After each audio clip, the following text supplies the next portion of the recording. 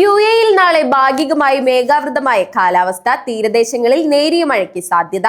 യുഎഇയിൽ വരും ദിവസങ്ങളിൽ കാലാവസ്ഥാ മാറ്റം ഉണ്ടാകുമെന്ന് ദേശീയ കാലാവസ്ഥാ നിരീക്ഷണ കേന്ദ്രത്തിന്റെ മുന്നറിയിപ്പ്. ഇന്ന് രാജ്യത്ത് പൊതുവെ തെളിഞ്ഞതോ ഭാഗികമായി മേഘാവൃതമായതോ ആയ കാലാവസ്ഥയായിരിക്കും. വടക്കൻ മേഖലകളിലും തീരദേശങ്ങളിലും ചില സമയങ്ങളിൽ ആകാശം കൂടുതൽ മേഘാവൃതമാകാനും നേരിയ മഴ പെയ്യാനും സാധ്യതയുണ്ടെന്ന് കാലാവസ്ഥാ നിരീക്ഷണ കേന്ദ്രം അറിയിച്ചു. രാത്രികാലങ്ങളിലും ഞായറാഴ്ച പുലർച്ചെയും ഉൾനാടൻ പ്രദേശങ്ങളിലും തീരപ്രദേശങ്ങളിലും അന്തരീക്ഷത്തിൽ ഈർപ്പം വർദ്ധിക്കാൻ സാധ്യതയുണ്ട്.